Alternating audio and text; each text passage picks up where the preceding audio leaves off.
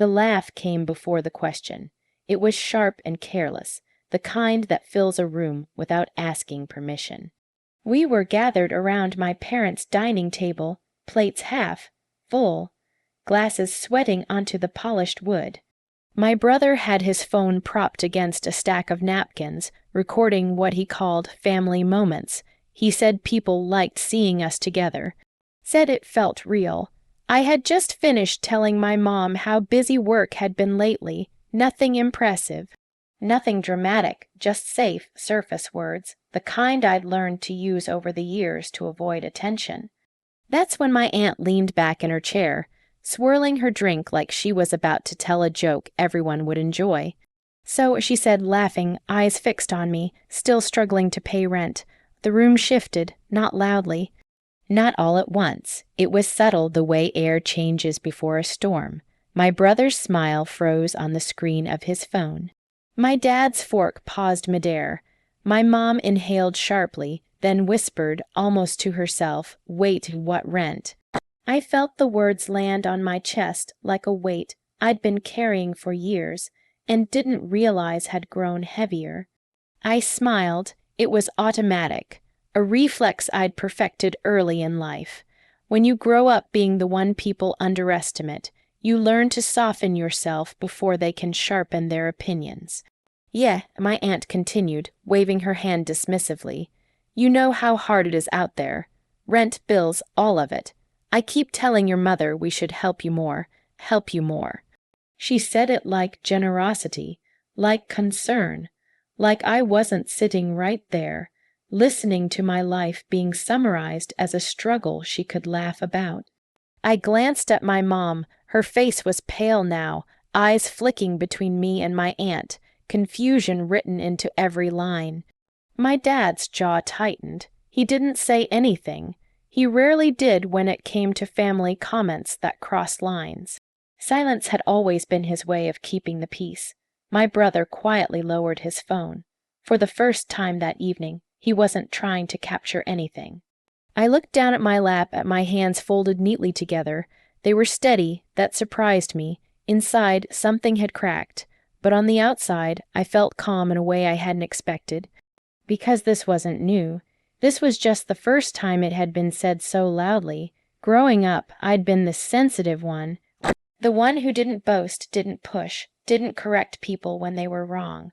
When relatives joked about my choices or hinted that I'd never really made it, I smiled and changed the subject. I told myself they meant well, that they didn't know any better. But sitting there, under the warm lights of my parents' dining room, I realized something quietly painful. They hadn't just misunderstood me. They had decided who I was without asking. My aunt leaned forward now, lowering her voice like she was offering advice. "You know, if you ever need to move back home, there's no shame in that. These things happen." My mom finally spoke. "She hasn't said she's struggling." My aunt shrugged. "Well, you know how she is. She doesn't like to talk about money." That part was true. But not for the reasons she thought. I didn't talk about money because every time I did, it was used to measure my worth. I reached into my bag and wrapped my fingers around my keys. Cold metal. Solid. Real. A small grounding point in a moment that felt strangely unreal.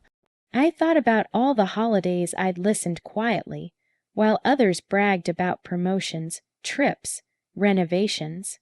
About how no one had ever asked me directly how I was doing, only assumed. About how being gentle had somehow turned into being invisible. I placed my keys on the table. The sound wasn't loud, just a soft clink, but it cut through the silence in a way words hadn't. No one noticed what they were, not yet. I met my aunt's eyes and smiled again. This time, it wasn't the smile of someone trying to belong. It was the smile of someone who was done explaining herself. And as the conversation slowly stumbled forward, I sat there, quiet and observant, realizing for the first time that the story my family believed about me had never really been mine. And that maybe, just maybe, it was time to let the truth reveal itself on its own. The conversation moved on, the way it always did, awkwardly, carefully, pretending nothing had happened. Someone asked about dessert. My dad cleared his throat and reached for the water pitcher. My aunt laughed again, softer this time, as if smoothing over a wrinkle she hadn't meant to make. But something had shifted. I felt it in the pauses, in the way my mom kept glancing at me, her eyes full of questions she didn't ask. In the way my brother didn't turn his phone back on. The moment had passed, but it hadn't disappeared. It lingered, thin and uncomfortable, like smoke after a candle goes out. I stayed quiet. Not because I didn't have anything to say, but because I had learned that words, once released in this family, rarely came back intact. Growing up, silence had been my safest language.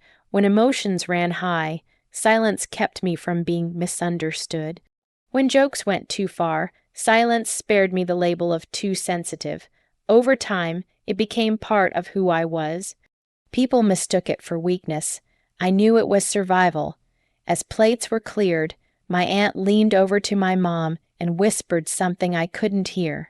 My mom nodded, but her smile didn't reach her eyes. I watched the exchange closely. I'd started doing that more lately, watching instead of reacting. Patterns reveal themselves when you stop filling the space. I noticed how often my aunt spoke about helping others, but always with an audience. How generosity in her world needed witnesses. I noticed how my parents flinched at conflict but never truly resolved it, preferring politeness over honesty. And I noticed how easily I had become the family's quiet assumption, the one who needed support, the one who hadn't quite figured life out. After dinner, while everyone gathered in the living room, my mom found a moment to pull me aside. "Are you okay?" she asked softly, placing a hand on my arm. I nodded. "I'm fine." She searched my face like she was trying to read between lines I hadn't written. "If there's something you want to tell us, I know," I said gently, "but there isn't." That wasn't entirely true. There was so much I could have said. About the nights I'd cried alone, wondering why being kind never seemed to earn respect. About the way it hurt to be seen as fragile when I had worked so hard to stand on my own. But I wasn't ready. Not yet. Truth has weight, and once you place it in someone else's hands, you don't get to decide how they carry it. Later, my brother sat beside me on the couch. He didn't look at me right away, just stared at the blank TV screen.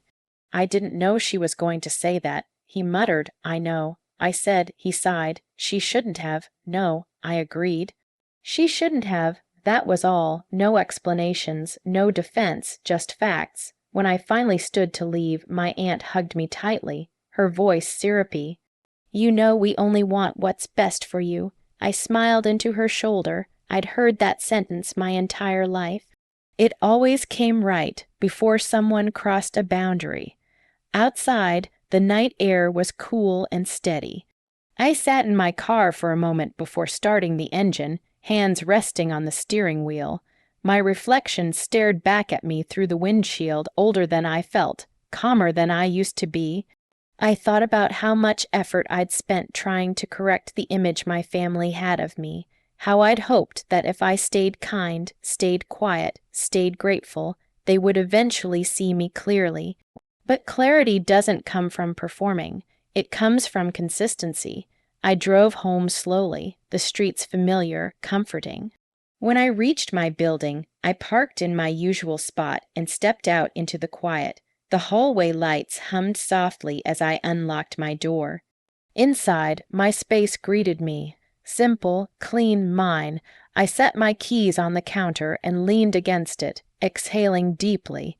For the first time that night, I let myself feel it, the hurt, the disappointment, the quiet grief of realizing that some people prefer the version of you that needs them. And somewhere beneath that pain, something else began to form, resolve. I didn't need to correct anyone. I didn't need to defend myself or explain my choices. Time would do that for me, and when the truth surfaced, as it always does, It wouldn't arrive with anger or triumph. It would arrive calmly, just like me. The days after that dinner passed quietly, but my thoughts did not. They moved in slow circles, returning again and again to my aunt's laugh, to the way the room had gone still, to the question my mother had whispered like a secret she wasn't sure she was allowed to know what rent. It echoed in me not as fear, but as clarity. I went back to my routine, early mornings. Coffee brewed just the way I liked it. Work that demanded focus and rewarded patience. From the outside, nothing had changed. And yet, everything felt different. I was more aware of my posture in the world, of how often I shrank myself without being asked. Family messages trickled in over the week, a photo from my aunt of her garden, a casual hope you're doing well from my dad, a short voice note from my mom, warm but cautious, as if she were standing at the edge of a question she didn't know how to step into. No one mentioned rent again. Silence, I realized, makes people uncomfortable. They expect explanations, defenses, emotional reactions they can respond to. When those don't come, they're left alone with their assumptions. I let them be. That weekend, my mom asked if she could come by, just her, no one else. Her voice on the phone was gentle, but there was a tremor beneath it I hadn't heard before. She arrived with a container of soup and the careful smile she used when she was worried. I watched her look around my place, taking in the space slowly, like she was seeing it for the first time, not as an extension of me, but as proof of something. "This is nice," she said. "It's home," I replied. We sat at the small kitchen table. She wrapped her hands around her mug but didn't drink. "Your aunt said something the other night," she began carefully, "and it made me realize I don't actually know how you're doing." There it was. Not an accusation, not a defense, just honesty. I could have told her everything. Pulled out numbers, timelines, achievements. Shown her how wrong the assumptions were, but something stopped me. I didn't want to prove myself anymore. "I'm okay," I said softly. "I've been okay for a while." She nodded slowly, absorbing that. "Why didn't you tell us?" I thought about that for a long moment. "Because no one really asked," I said, and because every time I tried to share before, it felt like I was being measured. Tears filled her eyes. "I never meant to make you feel that way." "I know," I said, and I meant it. Intent and impact are different things. Loving someone doesn't always mean seeing them clearly. After she left, I felt lighter. Not because everything was resolved, but because I had finally said what mattered, without raising my voice or lowering my dignity. Weeks passed. Another family gathering came and went. This time my aunt was quieter around me, not kinder, just uncertain. She watched me the way people do when they realize the story they've been telling themselves might be wrong. My brother joked less at my expense. My dad asked me thoughtful questions, small shifts, subtle but real. And still I said very little. I learned that silence isn't empty, it's full of boundaries. It gives people room to reveal themselves. When you stop explaining, others start listening, or they don't. Either way, you learn where you stand. One afternoon, as I was locking my door to head out, I noticed my keys in my hand, the same ones I'd set on the table that night. I smiled to myself. They had never been about showing off. They had been about grounding myself in truth. I wasn't struggling. I wasn't hiding. I wasn't waiting for approval. I was living. And in that quiet realization, I felt something settle inside me, an unshakable calm. I didn't need to correct the narrative. I just needed to keep showing up as I was. The truth didn't need my voice. It had time. The next family gathering happened months later, in the soft warmth of early spring. It wasn't planned around a holiday or a celebration, just a casual lunch my parents hosted because the weather was nice and everyone happened to be free. Those were always the most revealing moments. No pressure to perform, no speeches, just people being who they were.